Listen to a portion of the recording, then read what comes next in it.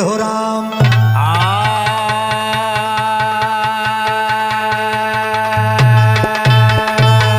ए भैया, एक समय की बात बा, कृष्ण भगवान अपन बंसी बजावत रहे और जब उनकी बंसी की आवाज राधिका जी सुन लिए तो जहाँ रहे वही नाचे लगे और राधिका के बाबूजी नाच नहीं बंद होत रही, भगवान की बंसी बंद हो जात रही। एक दिन कन्हैया जी सोचता है कि हमार बड़ी बेइज्जती होत, आज हमका ऐसा बंसी बजावे के बा कि राधिका जी के नाच बंद हो जाए मगर हमार बंसी न बंद होए।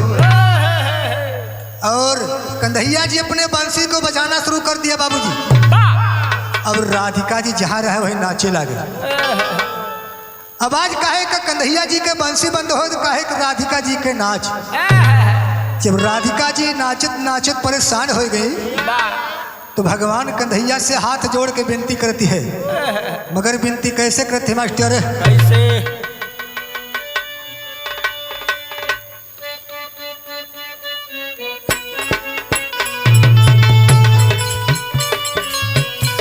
अरे धीरे धीरे मुरली बजाया जिया तर साया है मोहन। धीरे धीरे मुरली बजाया जिया तर साया है मोहन।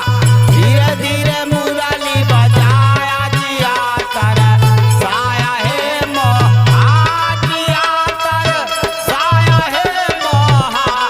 जिया तर साया है मोहन।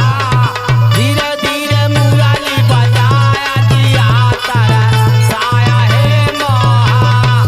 धीरे धीरे मुरली बजाया जिया तर साया है मोहन। अरे जल डूबत गजराज उबारा, जल डूबत गजराज उबारा। जल डूबत गजराज उबारा। अरे गज कर पान छोड़ाया जिया तर साया है मोहन। गज का फांद चढ़ाया जिया तर साया है मोहन। गज का फांद चढ़ाया जिया तर साया है। जिया तर साया है मोहन। जिया तर साया है मोहन। गज का फांद चढ़ाया जिया तर साया है मोहन। गज का फांद चढ़ाया जिया तर साया है मोहन। हे कालिदाह में नागल नाथा, कालिदाह में नागहल नाथा। कालिदाह में नागहल नाथा। अरे यारा बड़ा मुरली बजाया जिया तर साया है मोहन। आया बड़ा मुरली बजाया जिया तर साया है मोहन। आया बड़ा मुरली बजाया जिया तर साया है। जिया तर साया है मोहन। जिया तर साया है मोहन। आया बड़ा मुरली बजाया जिया तर साया है मोहन। आया बड़ा मुरली बजाया जिया तर साया है मोहन। इज्जत चीर दुशासन हारे, तेरा दुशासन हारे। बेचत तेरा दुशासन हारे। अरे चिड़िया के ढियर लगाया जिया तर साया है। चिड़िया का ढेर लगाया जिया तर साया है मोहन। चिड़िया का ढेर लगाया जिया तर साया है। जिया